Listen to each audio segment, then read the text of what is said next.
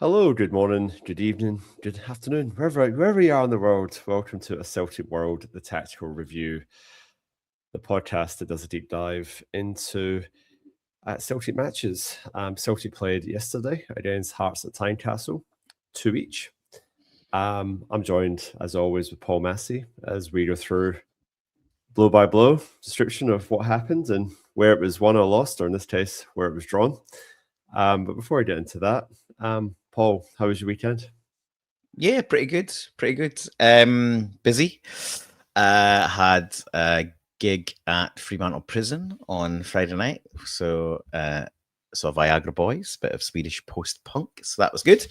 And then, I can't really remember what else we did. Oh, yesterday we had the Big Bash. So I think you were in attendance as well. So the 2020 cricket in Australia, our local team, Perth Scorchers, were in the final against the Sydney Sixers, and it was a comfortable victory in the end. So celebrated that, and then that rolled us pretty much nicely into an 11 p.m. kickoff local time here for the Hearts Celtic game, which had its moments, but ultimately not quite what we were looking for. Yes, Paul. I guess, coming into this week with two fixtures, we had Celtic versus Bologna over in Italy. And then obviously the trip to Tynecastle 2 days later, effectively 2 days later. So, you're sort of thinking must win, probably must not lose. So we come away with 2 draws, 2 red cards. A bit of a head scratcher sort of thing. In some ways, back to the wall type performances, particularly in Italy, playing 60 minutes with 10 men. So you have to wonder how much that sort of weighed on our performance yesterday. But it's just interesting times, I guess, because we obviously get the big man, Thomas Chevanchara, through the door, obviously ineligible to play in Europe at the moment. But, obviously needed him to start last night. We'll discuss his performance and his assist, which led to the second goal. But it's just really frustrating, Paul, because you think by this point we'd have had a few more bodies in, but, the squad's threadbare and, spoiler alert, Tierney came off injured at the end of the game yesterday. So that's us currently without a recognised left back. It's having no recognised striker on the bench. It's a concern.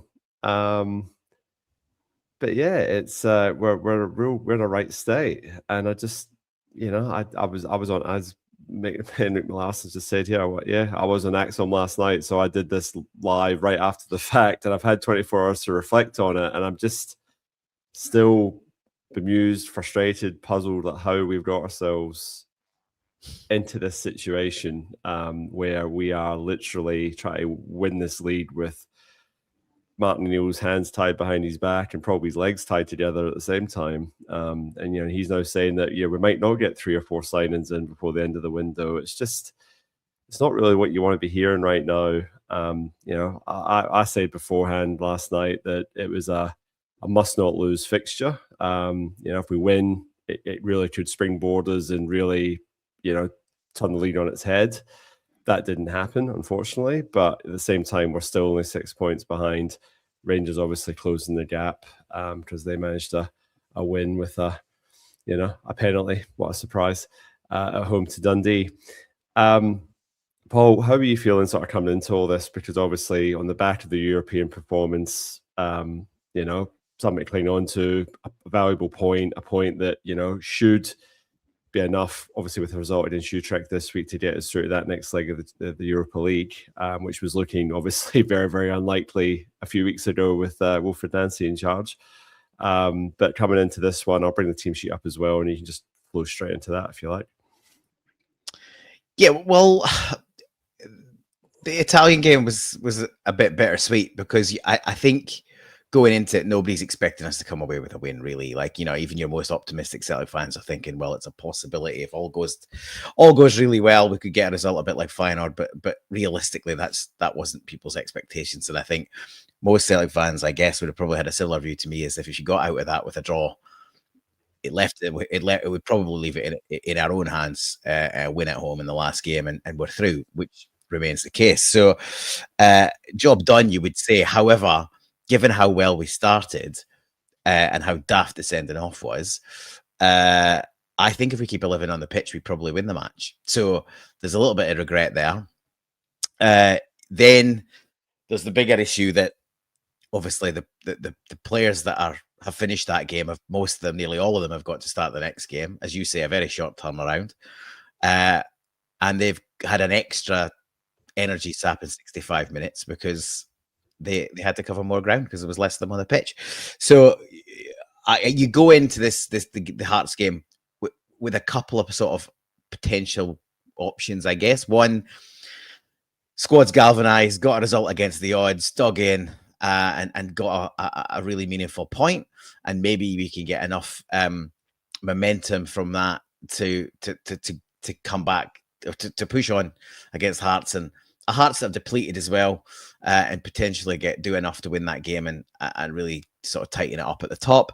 The concern, or the hangover, if you like, was that, as I say, all those players having to repeat it again. When it comes to the late part of the match, are we going to have enough in the tank, knowing that there really isn't that much depth on the bench and in the squad generally, which, as you were sort of alluding to, is the ongoing problem with the Celtic team. Is the same handful of players have been asked to go again and again and again. 3 or 4 of our best players are injured and have been for the majority of the season. Some others that have come in to supplement are also injured. You could almost make a quality first 11 out of the players that are unavailable to us. We've got complete inaction from our board deep into the window. What are we, 26 days into the window? And we've got 2 loanees. We haven't spent a penny. The Not Another Penny campaign isn't supposed to be for the boardroom to take their best, the best idea. It's supposed to be a protest. Seems like they've flipped it upon its head. But joking aside, it's ridiculous that we haven't got bodies in. But anyone who's been following this board for long enough shouldn't be wholly surprised. But despite all that, and another shocking refereeing decision, I think the second yellow was extremely harsh on Hatate, albeit he gave him a decision to make. And the same here, Trusty gives him a decision to make. But you said it last night, I'll say it again. It's never a red card, as long as night follows day. But you've given people an opportunity to do something that is going to harm the effort. So we've got to finish this game with 10 men. So guys that are already tired are getting milked even further. Trusty suspended. Obviously, Hatate suspended for the Utrecht game. Trusty suspended for the Falkirk game. We're even thinner than we were, and we were pretty bloody thin. And somehow, you say, you did say it's a must not lose, and you're probably right. But it really, a win was what we were all looking for. But you're right, we keep it alive. On the face of it, we should probably win the game. We keep 11 on the pitch this game. We probably win this match. As it stands, we're probably a little bit lucky to scrape a draw in the end, similar to how it was in Bologna. So, it's a head scratcher, but it's not really, because all of this is self-inflicted. Everything, we're now third. And if we don't add quality additions, and I'm talking a minimum 2, ideally 3, probably even 4 starters. Well, I'd say at least 2 starters, 3 to 4 for just general bodies, but ideally, 3 or 4 starters. But I'd take 2 with some coming back from injury, and 2 more over and above the 2 that are in, because at least the 2 that have come in have shown some quality, albeit it's brief. But if we don't do that in the next few days, we're staring down the barrel of finishing third with 80 million quid in the bank, which as the words come out of my mouth, it's it's almost unbelievable that's even a possibility. Never mind anything else. It's just gross mismanagement, negligence, and you've got the likes of Michael Nicholson on the piss in Bologna, thinking he's going to be able to have a arm around him from fans, and then he's a bit worried when he gets the piss ripped out of him. Like, he's ripping the piss out of the Celtic support, and this board have done that for months, years. I've said before, this is 10 years in the making. This is 10 years of poor recruitment, bad mismanagement, inability to strengthen from a position of a strong lead, and as I said before, I think I said it last week, I've said it elsewhere, we've been bailed out by really good managers. So 2 stints by Brendan Rodgers and a Hail Mary pluck from nowhere out of Ange has bought this board a stay of execution they probably didn't deserve. And those 2 managers across 2 stints in Brendan's case have basically cemented quality for the last 9-10 years, in spite of a board who refuses to fund you at a proper time, refuses to, act like a professional club in the 21st century, refuses to put the right structures in to run a club top to bottom with a football department that's functioning properly. People will talk in the comments, I haven't seen them yet, but I've seen it elsewhere in the last 24 hours, of the players that we should be selling, they shouldn't be playing another game after that performance, etc., etc. Well, the sad news is we can't let anyone go, because there's no confidence that anyone's coming in to replace them.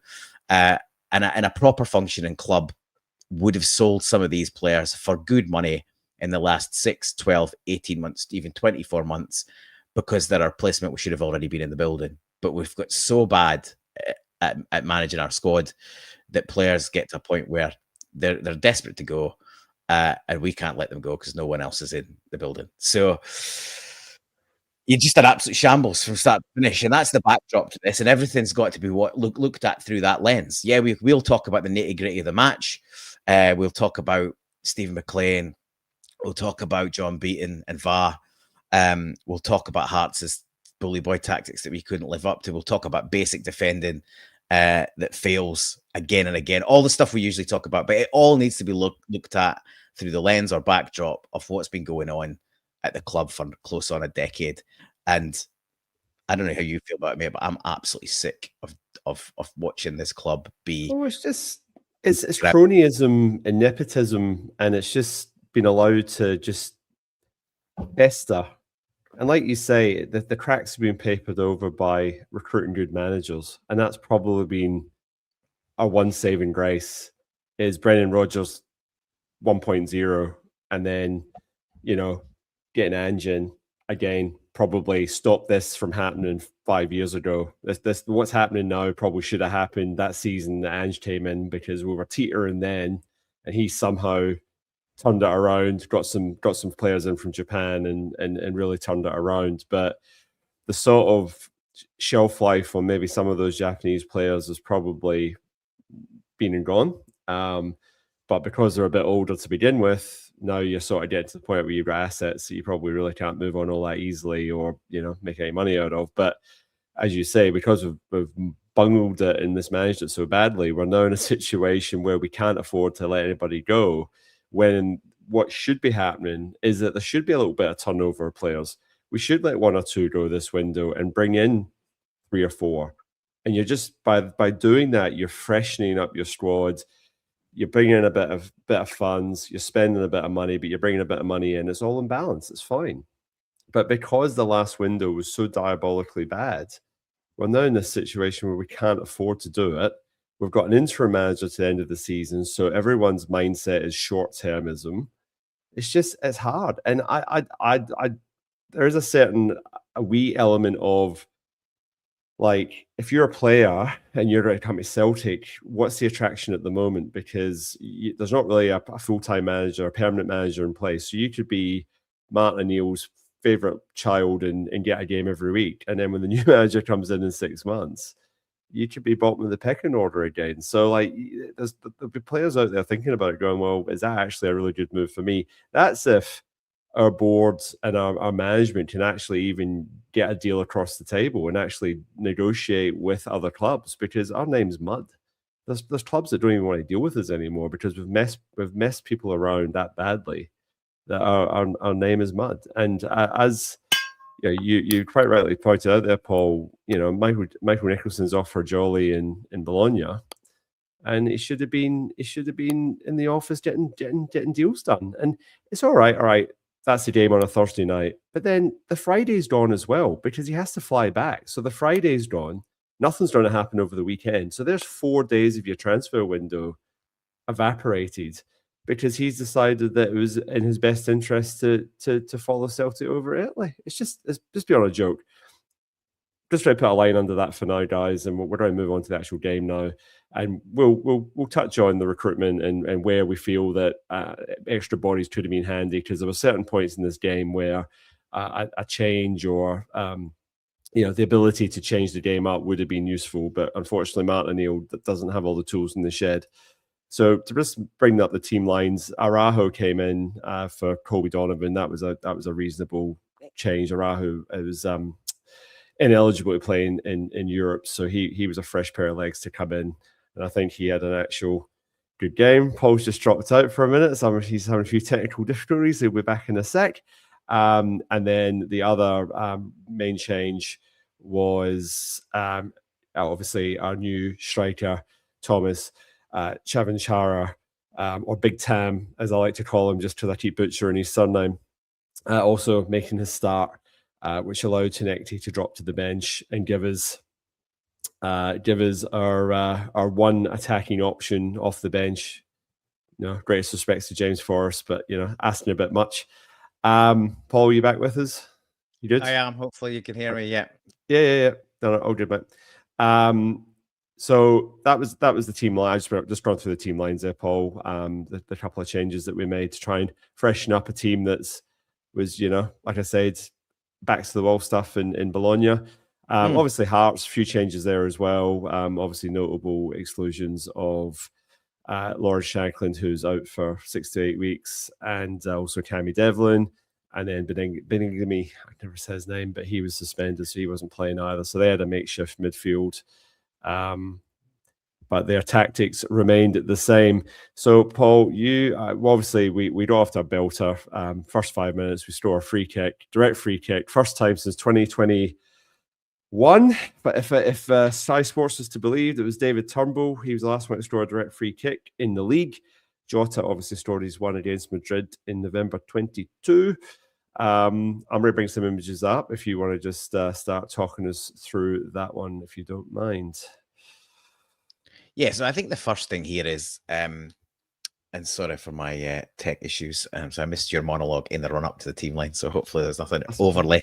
So I may repeat some comments that you made at some point through the show, so apologies. But yeah, I think the first thing to note on this break is, I think it might be Nygren that gets fouled in the first place, but it's 100% a booking. I don't care that it's the 4th minute of the game.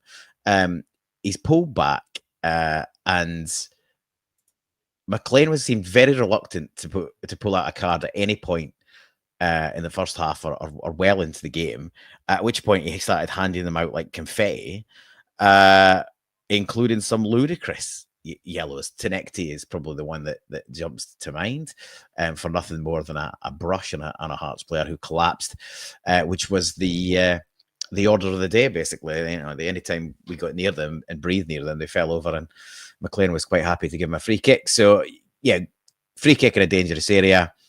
Anyone who's been watching Celtic for obviously those last 5 years would know that it's extremely unlikely that going to end up in a goal. And we've seen both Engels and Nygren, who were both stood over the ball, fail to test keepers with direct free kicks at goal. And here, even though you'd think Nygren's probably the favourite, given the angle and that he's left-footed, you still probably think it's going to be Engels, just because he pretty much he takes everything. He has always seemed like the better striker of a dead ball. But it is Benjamin Nygren that hits it, and it's an absolute peach. The wall doesn't all jump equally, but I think even if they do, they're not getting to it. And Craig Gordon is makes a good effort. It's not right in the top corner, but it's pretty close. Makes a good effort, but it's just out of his reach. And it's an absolute screamer. Exactly the kind of start we would want. Obviously tired coming back from Italy, and you get a bonus like that early on, and you just tails are up, attitudes up.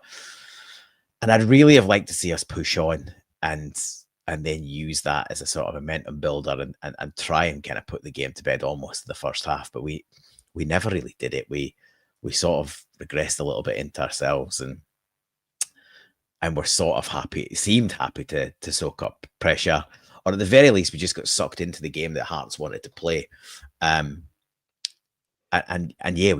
We were extremely poor outside of the couple of bits of quality for the goals, and they were both really good goals in their own way, completely different, but both fantastic goals. Both goals worthy of winning any match, to be honest. But we shot ourselves in the foot with everything that happened outside of those two bits of quality. We couldn't hang on to the ball. Even basic passing, guys like McGregor and Engels, and for all there's criticism of those players. One of the things you can usually say that they'll do well is look after the ball and make good passes and find their teammates. But they were both really poor at that. And to be honest, like, why do you think that was, Paul? Because I was just waiting for us to just put our foot in the ball and actually do a wee bit of horseshoe of death just for 5 minutes, just to take a bit of sting out of the game. Because at no point in that first half, even most of the second half, it was just frenetic. It just was like it was like a ping pong ball. It was like an old Celtic Rangers game. That first 20 minutes of a Celtic Rangers game where both teams are just hell for leather. It's just helter skelter. But that was just like what it was like for the whole game, and that's just not like us. Well, but that's the game. That's what Hearts wanted, right? Hearts wanted chaos. Hearts wanted a scrap. Hearts want us under pressure.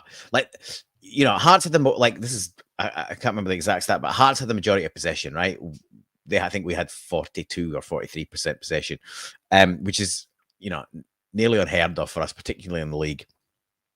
But they had no desire to play football with that possession. Their only desire is to get themselves into positions where they can win set pieces and then hoy the ball in on top of us and try and either score direct or pick up something from a loose ball.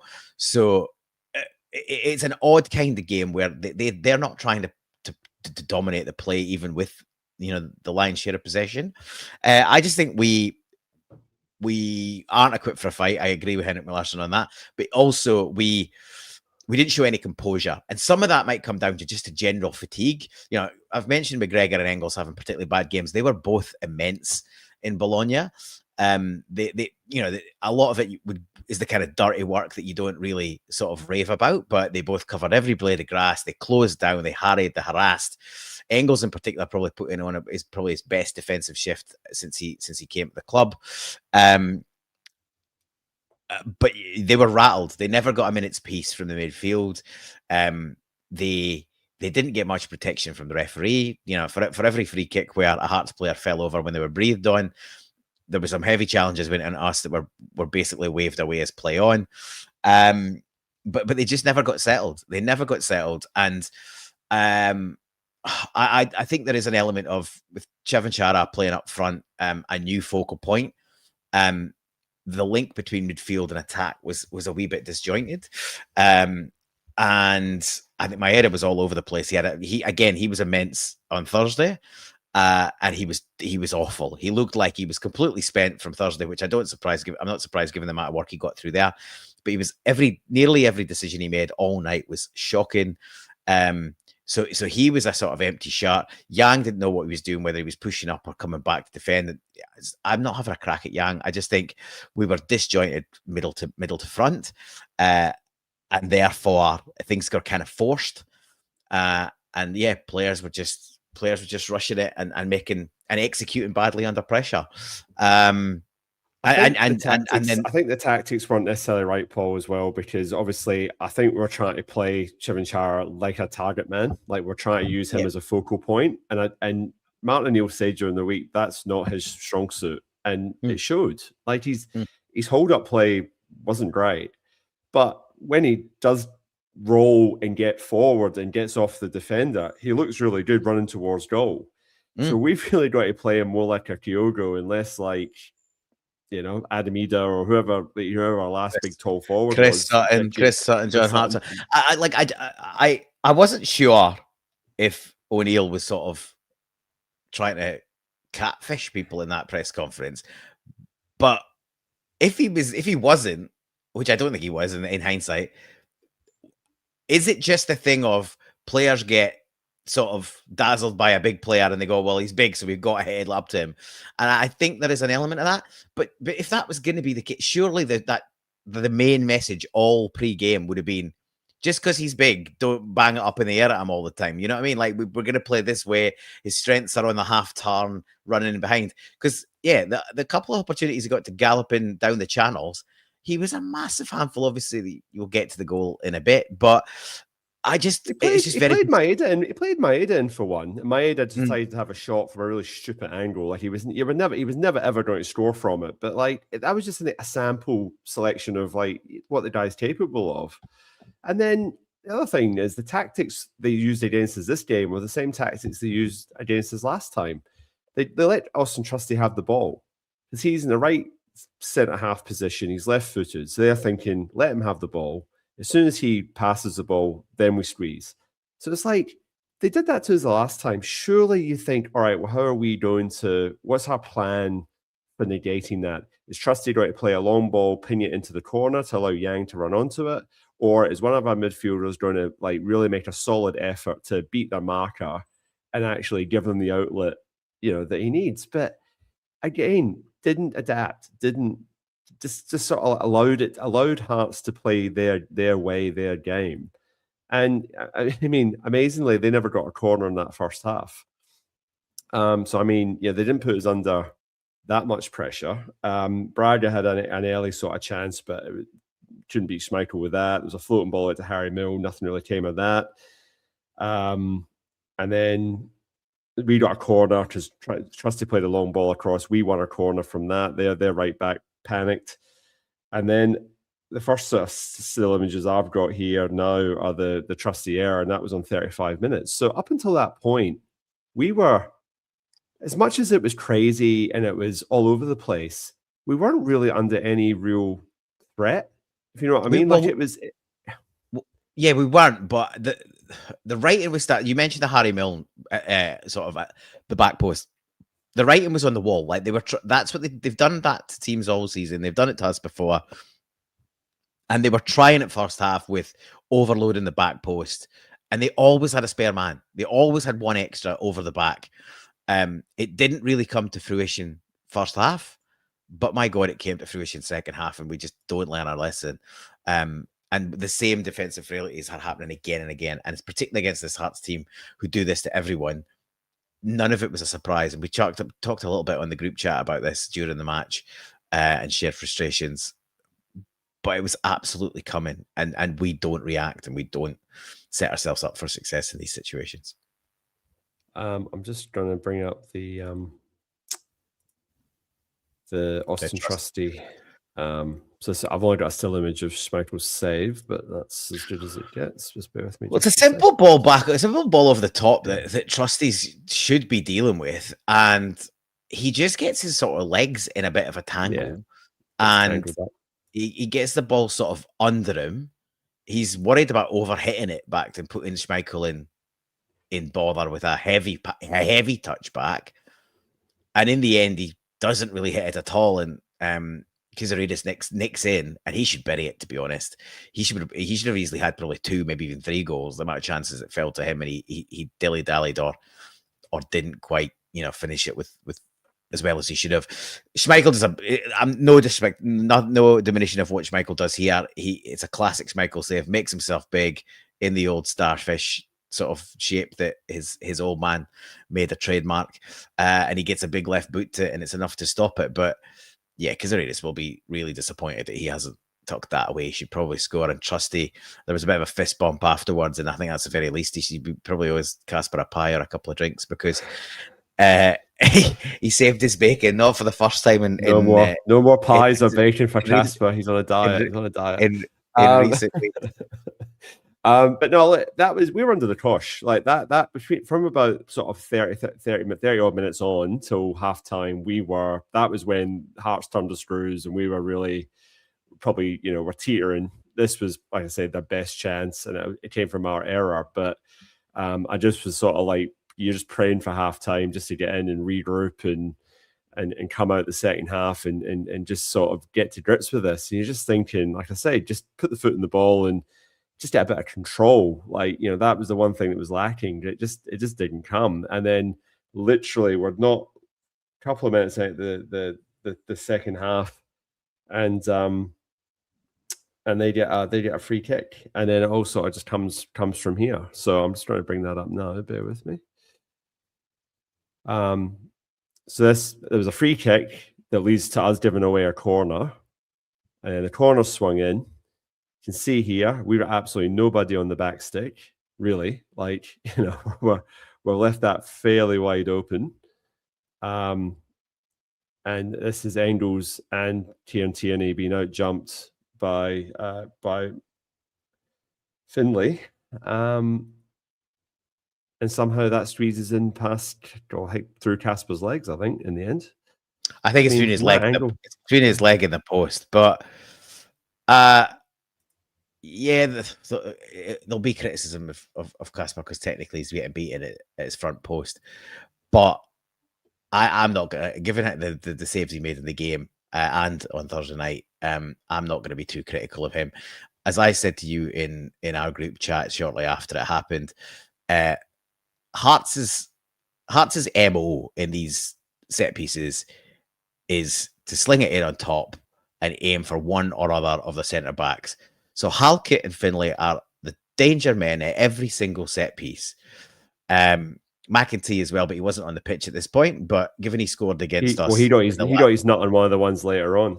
He got his nut on the one that Braga turned in later on, which is why I made the point. But he scored against us at Parkhead. So when he comes on, you absolutely know he's a potential threat from a set piece as well. But at this point, the two centre backs are the threat. Now, I don't know why in the pre-briefing, and some of this blame is going to go in the coaching staff, I'm afraid, but the players should be smart enough to work this out on pitch as well. Is if they're the two major threats, and they are, our centre backs should be matching up to their centre backs. And look at this still. They're both, well, here, apart from anything, we're zonal. So we're nobody's picking up man to man. And I don't mind a mix of zonal and man marking. But if there are two obvious danger man, you need at least a player each touch tight or ready to sort of pressure it. Trusty and Scales are right next to Halkett. And nobody is picking up Finlay. That's his 5th goal of the season. They've all been from set pieces inside the box. Nobody, never mind neither the centre backs picking him up. Nobody's picking him up. KT's got sucked to the ball. Engels is, I don't know whether he's supposed to be on Finlay, possibly, or is he supposed to be on the man he's closer to? I think that might be, I don't know, who's that on? I thought it was Maeda, but I think Maeda might be at the front post. Anyway, whoever that is next to Engels, there's two of them there, but one of them's wrong side. So defender there's piss poor. And yeah, the ball comes to the back post, and Finlay's got the jump and the run on both Engels and KT. And it's a powerful downward header. Reaction time for Schmeichel is going to be minimal. It's what he's goes around doing. This is what he does. He gets in and he powers headers into goal, and we're just not defending things properly. Look where Scales is now. Scales is got I think it's Camore, and look at it where the danger is. And I think Trusty by this point's got no one. It's just super poor defending. Really, really, really poor defending. And I think even ahead of this, the run up to giving away the set piece is terrible from our point of view as well. I think we give the ball away cheaply. I think the first free kick is cheap. Maybe is it Maeda that gives away the first free kick from a cheap point of view? So. No need to give away the free kick. He's under very little pressure. He gives away a cheap free kick, and then it recycles, and we go from here. And the defending is just absolutely rubbish. As Henrik Melash has just said, straight off the training field. They do this every single week. And again, this is another thing. Obviously, we've barely got a coaching staff or a functioning football department, never mind a set piece coach. But this is kind of obvious, right? This is the absolute basics at the top level, and we've been undone again. Just so poor. And 2 minutes into the second half, we've taken a bit of a pound and we go in 1-up. It should be an opportunity to reset and try and get the second and pull away, and we give away a super cheap goal at the beginning of the half, and you're right back in a dogfight again. So that was around about 46, 47 minutes they scored. And then on 54 minutes, Liam Stales makes this great challenge. Basically saves a goal here. Chizaridis again. This should have been his second. Just takes far too long to get a shot away and allows Stales the opportunity to get the block in.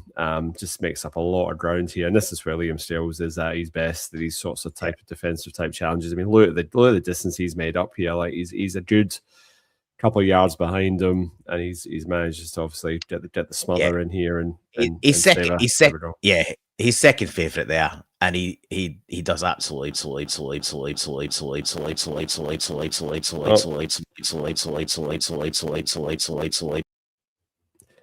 Paul's microphone's doing its thing again, so I'll just bring him back in a second. He's just doing a remix. Are you back? I'll let Paul sort that out. He's on mute at the moment, so that's all right. But that was 54 minutes, and that was, like I said, it was some challenge to sort of keep it there at one each, and then from there we then create this chance. This is a lovely wee dink ball in from Nygren. Probably the only other thing he probably really did for the whole match. Dinked it in. And actually, our big striker managed to get a looping header on it, comes off the crossbar, bounces back, and then, unfortunately, Maeda gets in the way of the rebound, and it all peters out. But yeah, so that was I'd probably put that down as a bit of a half chance.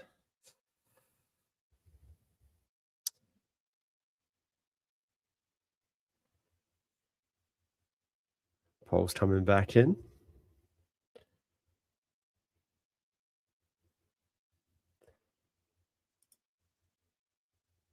How are we going? Yeah, sorry about this, people. That's okay. I've just jumped onto the looping header from Chivinchara. Chivinchara. And then the fact that Maeda got in the way of the rebound there. So that was good block by Maeda. I think he's obviously taking tips from Scales, like our trusty. He's got right across his man and blocked that attempt at goal. But 2 minutes later, Paul. Probably the best bit of football we played. It was the only bit of football we probably played for the whole match. But this was good. This was nice. Starts from left back, pings in. Chivinchara pings it into Maeda, who pings it back out, past the fullback. Big Tam runs down the line, really, really good lung busting run. Don't really have the still here to show you how much sort of like, he starts here, beats everybody, gets to the byline, cuts it back. Yang, all he has to do is side foot it into the net. Absolutely no doubt. 2-1, you think, against the run of play, you would say at that point, 2-1 up. And you're thinking, can we do this? Like, obviously we didn't manage to do it in Italy during the week. Can we sort of do it tonight? But obviously that didn't turn out that way. But yeah, fantastic goal, Paul. See, it's a fantastic goal. Maeda trying to tackle Yang at the end as well, just to see if he could make a mess of that one as well. Joking aside, Maeda had a terrible game, but his one good contribution was this knocked ball over the top. To be fair, it wasn't difficult. He just hit the ball into space. And Chivinchara, the run is exceptional. And long busting for a guy who's hardly played. Great energy. Sure, he's got a proper turn of pace. Left the Hearts defence for dead. Had the wherewithal to then get his head up and pick a pass. It's a lovely ball across. And yeah, Yang's busted the gut from right and done what a wide player should do and get himself into the middle. And yeah, he sticks it away. And it's a really, really good goal. As you say, probably against the run of play at that point. But we've got something to build on at that point. But instead of building on it, we revert back into sort of giving the ball away and not really getting any kind of authority in the game. And eventually we shoot ourselves to the foot again with a significant bit of a helping hand from long-time foe John Beaton. Yeah, well, yeah, that's probably the next thing to come up. Here we go. So that's the contact that led to a yellow card being issued on the field by Stephen McLean. Everyone sort of thought, well, all right, yellow card, that's probably the fair result with both players coming together. The angle I'm looking at sort of suggests that Dane Murray was offering enough cover there, closer to the goal. Ball is coming this way, away from the goal. Player is running in this direction. How can that be deemed by VAR to be an obvious goal-scoring opportunity? I think Alan Morrison, who does the huddle breakdown, he has this XG percentage of this chance at less than 5%.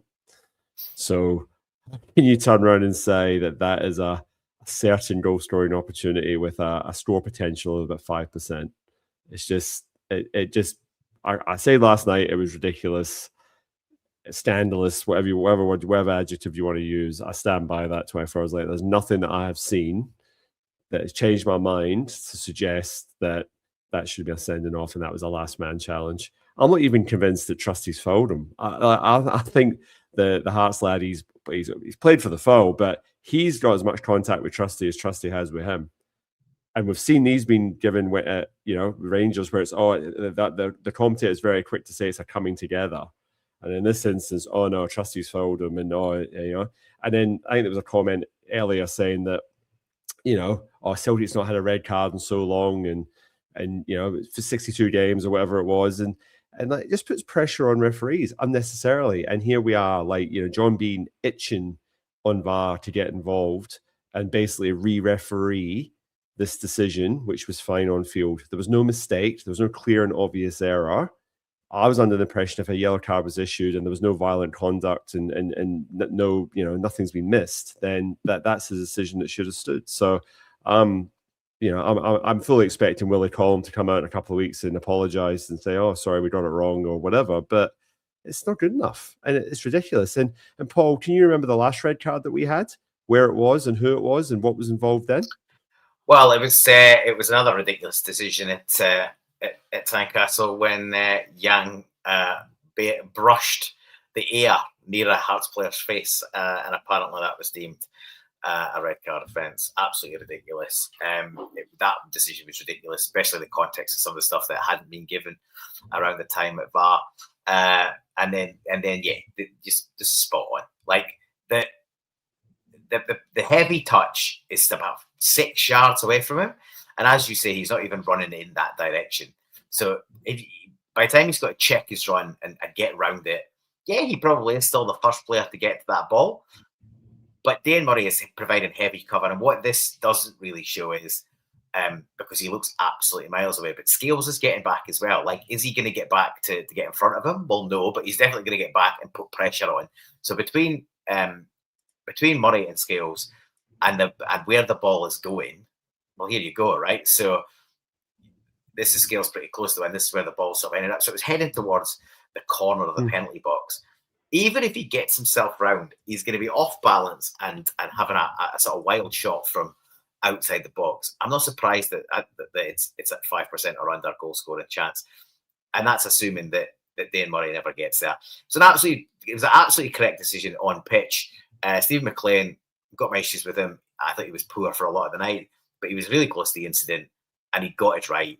And as you say, the game was getting re-refed by VAR, and this has sort of dropped out of the game, like as it should have. Like VAR was re-refereeing everything early on when it first came in, but in the last sort of 6 to 12 months, that sort of dropped away. So this is outside of where VAR normally gets involved, and I think two things. The still shows the contact.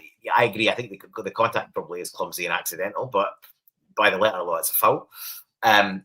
But still, they showed two stills together. One, how far away the players were from behind, and 2, the contact and sort of showing that he was the last man. But I think, and this is a grievance with VAR generally, we've talked a lot about this, where the first thing that the ref gets shown when he comes to the screen is a still. The first thing you should see is at full pace. Everything at full pace, once or twice run through, so you can have a good idea, because that shows you what's actually going on. And then if you need to get into forensic stills, get into that later. But if Steve McLean had any balls, he would have looked at that and gone, "Nah, I got it right first time," and come away from the screen. And I think there was examples of that over the weekend in other games. So it's not without precedent. But look, it's not a surprise, is it?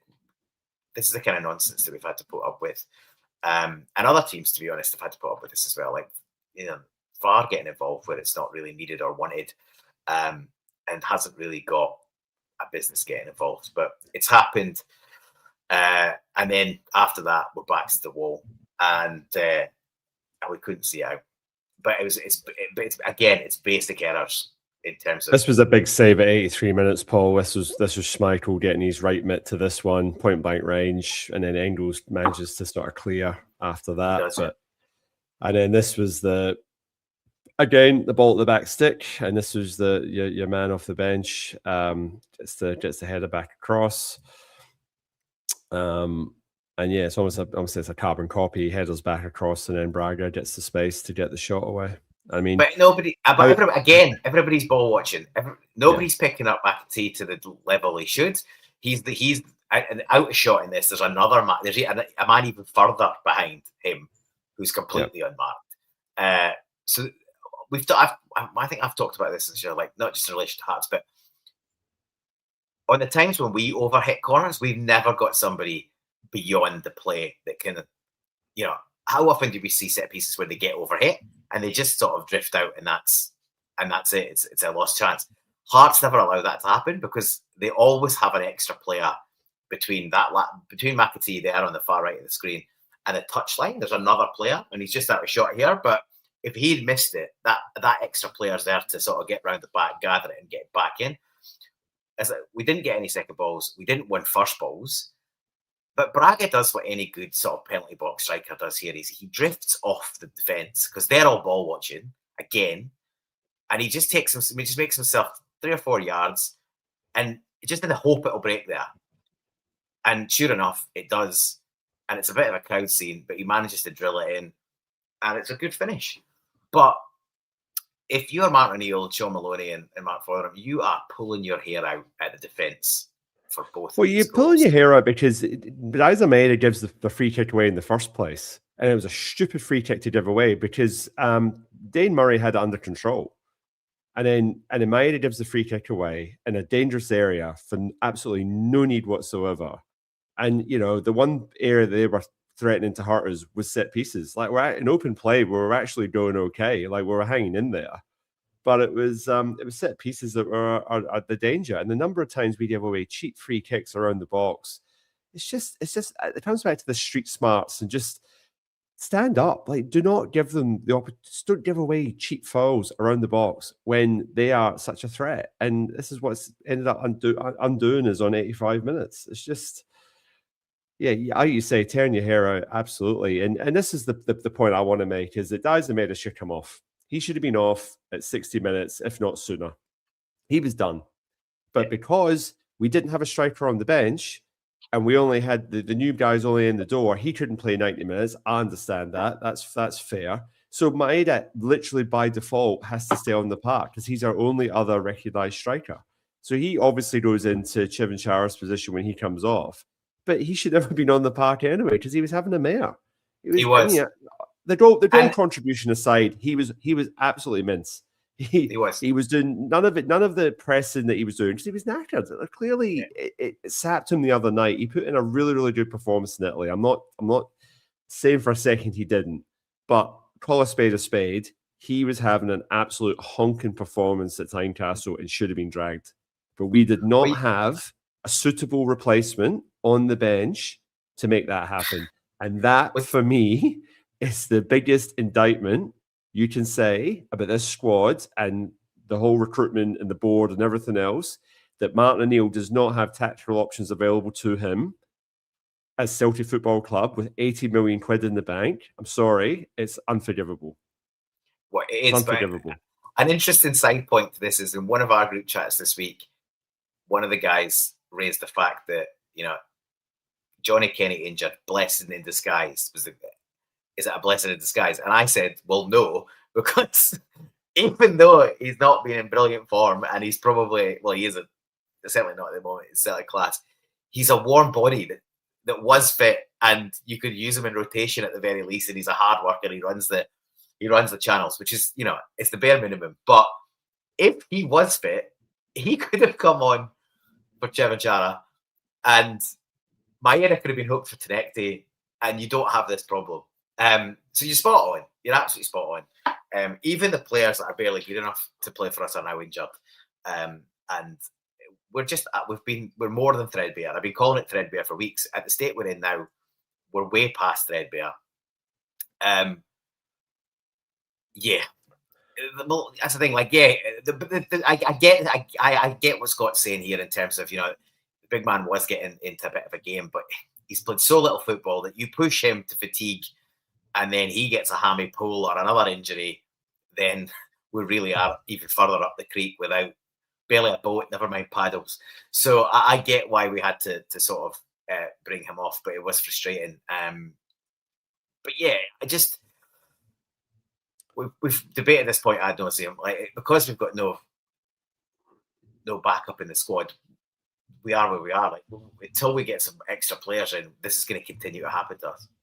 This was their big chance to win the match, and ends up just staying in the bar and going over. But that was right at the end of the game. But I thought Araujo did really well there in terms of he got a block in the first shot, and then no one's out to help him on the second one. And I actually, we probably haven't really touched on Araujo. He actually was quite competent. I thought he had a very solid game. Very good game. Because they didn't really hurt us down our right wing like they did the last time. So, I have to say that he did his job, if nothing else. Anyway, I'll bring in some comments. I'll start a few comments as I was going through this. I'll just bring some of these up, Paul, and then we can round up and do a man of the match and call it tonight. Henrik Melasson here saying learning. If we can learn how to deal with chaos ball, that would be great, because that is literally what it was. It was absolute chaos. Saying here, I think Celtic should have a couple of SPL players that are league ready. Yeah, well, we've been saying that in the group chat for weeks. Like, there's deals there that could have been done first week of the window, but there seems to be a bit of inherent snobbery in the Celtic hierarchy that we need to get players from other leagues or from down south or wherever, and at a last resort, we'll resort to signing Scotland players. It's absolute nonsense. Like, I've said this before, I'll say it again. With 80 million in the bank, you can buy this title. Even now, with a week to go, you can buy this title. You can spend 20 million on... You could spend 20 million on players that are really worth 10 million, but you could do that because the money's there and you haven't spent it. I don't think they want it, Paul. I honestly don't think the board want it. I think they're happy to let this one go. And I don't know why, because I don't know what they think is going to happen if we don't win. Because, if they think things are bad at the moment, think how much worse it's going to get. If Rangers win this title with their coefficient, etc., there's a reasonably good chance they go directly in the Champions League. They wouldn't have to play the one qualifier that we would.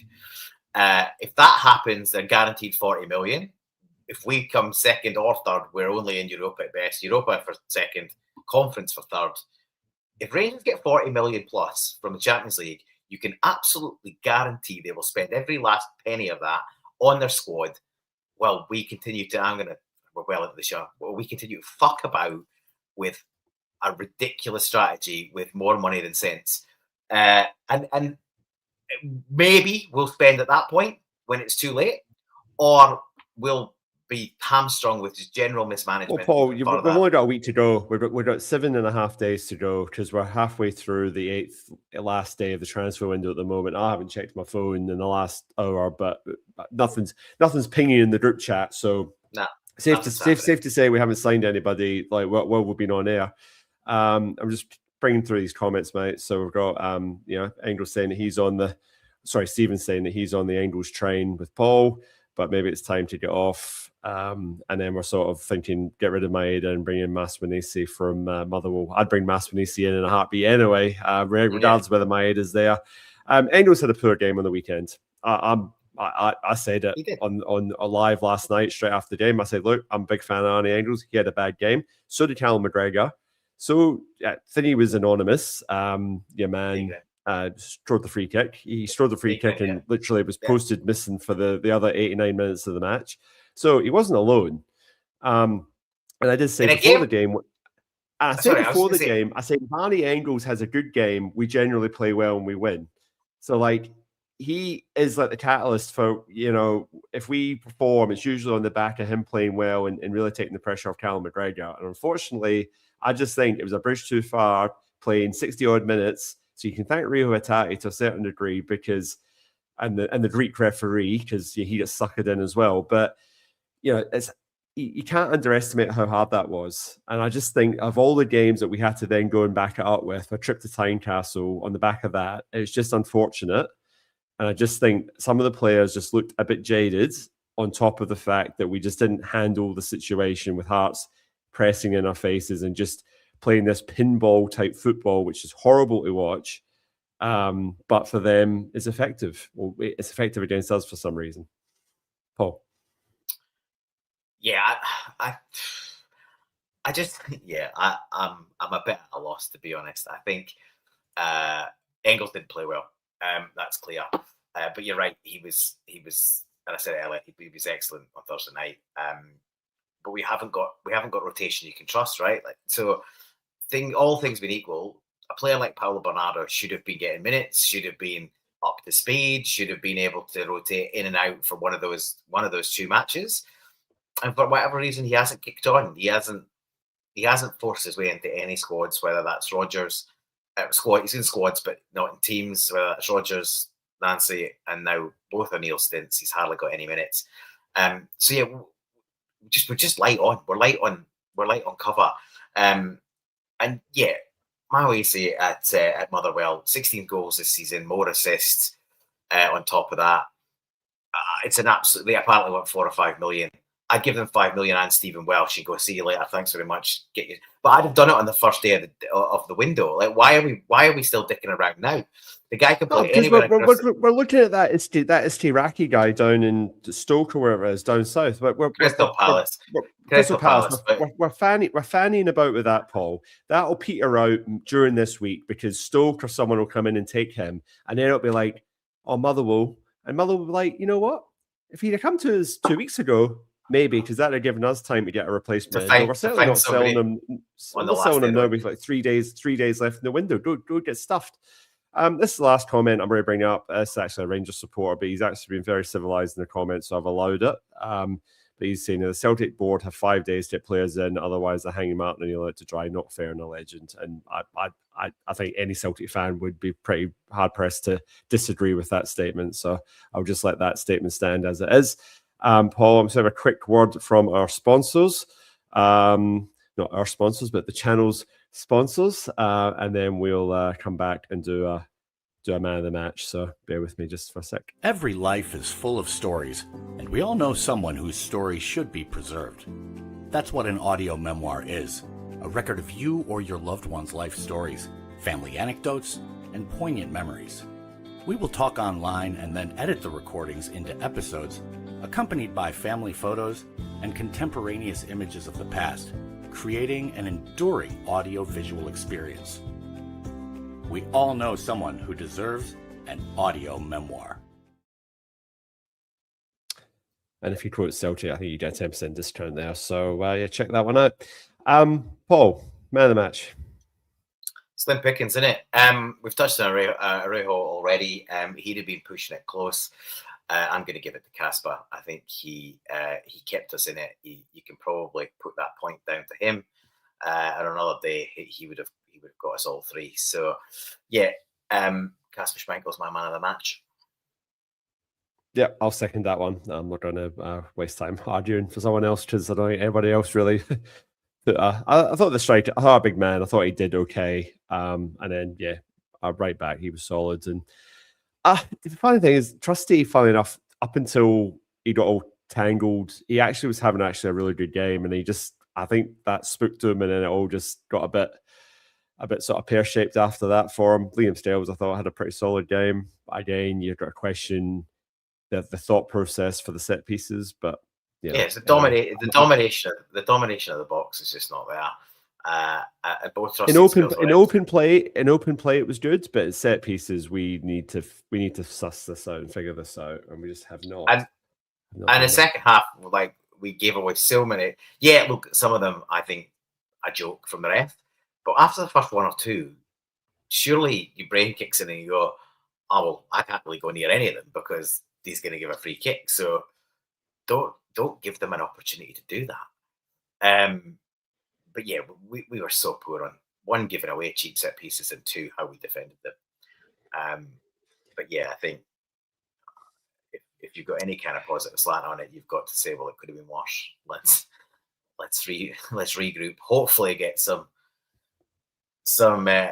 reinforcements in. Which I'll be honest, I'm not hugely optimistic, but you've got to live in hope. It is hope more than belief or expectation at this point. But if we don't, we can probably write off the rest of the season because it's gonna. This squad is pretty much on its knees and pretty much at the end of the road. So we've got a game at home against Utrecht on Thursday night, Friday morning Perth WA time, and then we've got a Sunday 11 p.m. kickoff for us, Celtic versus Falkirk at Celtic Park. So we'll be back. Will not be easy. No, that will not be an easy game. And John McGlynn was in it. He was in attendance. He was actually watching the game. So yeah, he's keeping an eye on things. So we'll be back next week to cover that one. Before we go, Paul, have you any recommendations? Music? I have, just one music recommendation, as I usually do. I do a little album of the week. So we have a theme of late of bands that have been around for a long time, still putting out great material deep into their career. And this week it's one of Yorkshire's fantastic bands, the Cribs. From Wakefield, a place that I used to work in once upon a time. But the Cribs, Selling a Vibe is their 9th studio album. It came out 2 or 3 weeks ago.